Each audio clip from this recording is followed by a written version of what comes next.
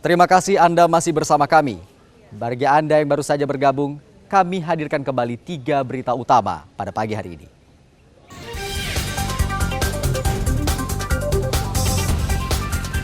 Sejumlah lapak pedagang kaki lima di Kota Langsa yang berjualan di bahu jalan dan trotoar kembali ditertibkan.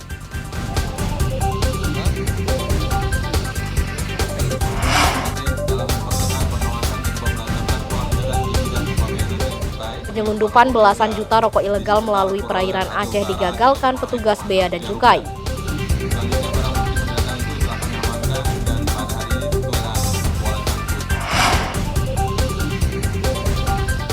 Beberapa peneliti Jepang dan Korea Selatan berkesempatan meneliti pola penanaman melon di Aceh yang dinilai sukses.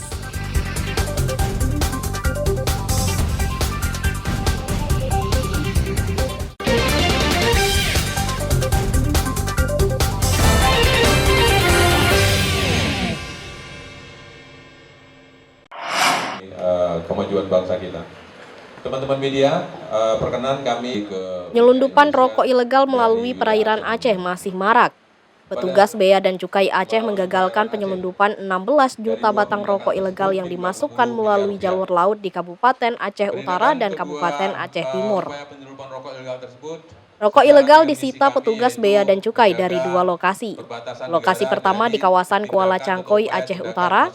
Petugas menyita 5,9 juta batang rokok tanpa dilengkapi pita cukai berjenis sigaret putih mesin (SPM) senilai 14 miliar rupiah. Rokok ilegal tersebut diselundupkan dengan kapal kayu dari Thailand melalui perairan Aceh.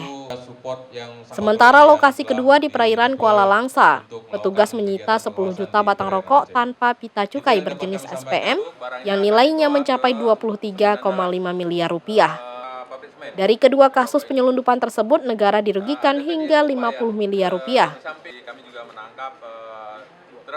Dalam bulan Mei, yang menonjol tindakan yang kita lakukan khusus untuk rokok ilegal ini ada 2 kali penindakan.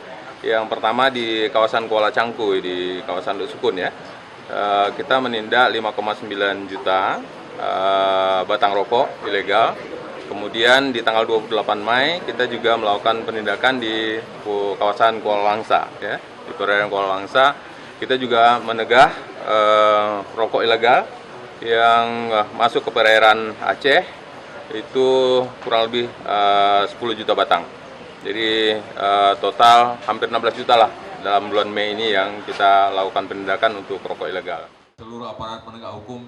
Kedua kasus penyelundupan itu berlangsung dalam bulan Mei 2024. Selain menyita jutaan batang rokok, petugas juga menangkap 4 pelaku.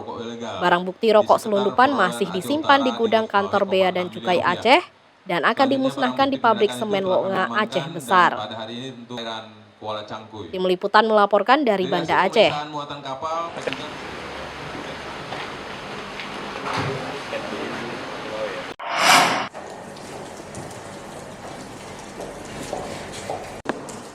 Kasus penganiayaan hingga menyebabkan kematian seorang balita di Aceh Singkil dilimpahkan ke penyidik kejaksaan.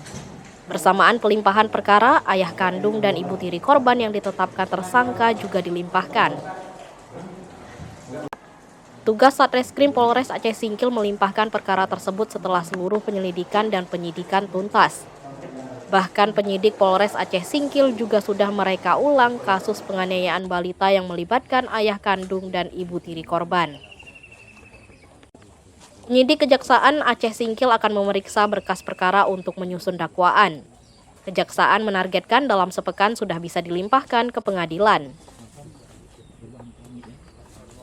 Setelah dilakukan penyerahan tersangka dan barang bukti dari kepolisian kepada Kejaksaan Negeri Aceh Singkil, selanjutnya penuntut umum segera menyusun surat dakwaan untuk segera dilimpahkan pengadilan atau segera disidangkan ke pengadilan. Kapan rencana limpahnya? Dalam waktu dekat, minggu ini mungkin. Kemudian untuk pasal dan ancaman yang ini? Pasal 8 Undang-Undang Perlindungan Anak dengan ancaman maksimal 20 tahun penjara.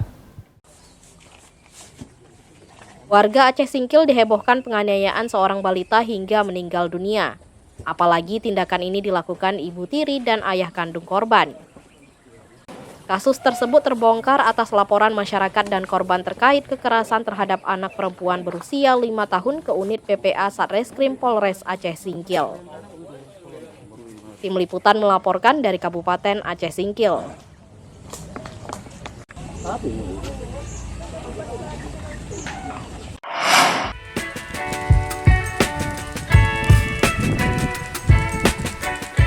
Sejumlah peneliti dari Jepang dan Malaysia menyempatkan diri berkunjung ke lahan melon di Gampong Lamanyang, Kecamatan Pekanbadak, Aceh Besar. Kunjungan tersebut merupakan bagian dari upaya pemanfaatan teknologi guna membantu petani memilah hasil pertanian. Selain peneliti dari luar negeri, peneliti bersama dosen dan mahasiswa Universitas Brawijaya Malang dan Universitas Hasanuddin Makassar turut bergabung. Mereka berkunjung ke lahan melon di areal bekas tsunami untuk melakukan riset seraya berbincang dengan petaninya. Mereka menekankan pemanfaatan mesin teknologi sehingga menghasilkan melon yang berkualitas dan memberi nilai tambah bagi petani. Apalagi lahan melon di Gampong Lamanyang, Pekanbadak sudah menjadi lokasi agrowisata buah selama ini. Kalau kita lihat di Jepang, ada masyarakatnya tuh punya kebiasaan untuk memberi cenderamata. Itu salah satunya buah. Tentu mengirim buah kan tidak yang ala kadarnya gitu Pak ya. Maunya yang premium. Nah, itulah kenapa ada pasar untuk premium. Nah, mungkin juga PR di kita di Indonesia bagaimana untuk menciptakan pasar yang premium itu sehingga petani-petani punya semangat untuk klasifikasi hasil bumi lebih bagus, yang mana yang premium ada grade berikutnya dan sebagainya, supaya yang premium inilah yang dijual dengan harga mahal. Kalau perlu waktu jual packagingnya dipasang foto petaninya. Itu yang dilakukan di Jepang. Pemanfaatan teknologi dalam budidaya melon dinilai menjadi salah satu strategi meningkatkan taraf hidup petani. Selain memenuhi permintaan pasar, juga menjadi tradisi di setiap negara yang berbeda-beda. Kondisi cuaca dan pola penanaman melon membutuhkan perawatan yang serius menjadi tantangan petani meningkatkan hasil panen. Melon ini sangat rentan terhadap hama penyakit. Jadi perawatannya harus betul-betul ketat, intensif, melalui pemupukan dan lain-lain supaya bisa menghasilkan kualitas yang bagus.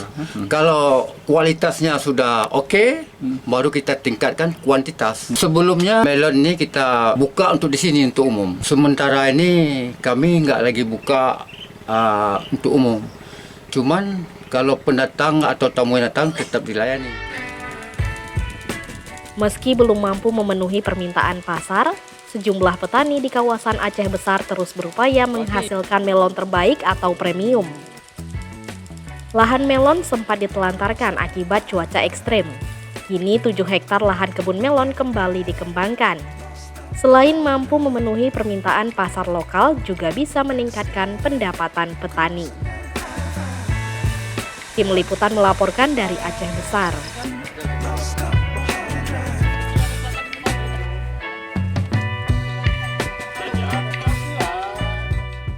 Saudara, informasi tadi sekaligus menutup berita Aceh pagi ini. Saya Akbar Hazana beserta tim redaksi yang bertugas mengucapkan terima kasih dan sampai jumpa. Wassalamualaikum warahmatullahi wabarakatuh.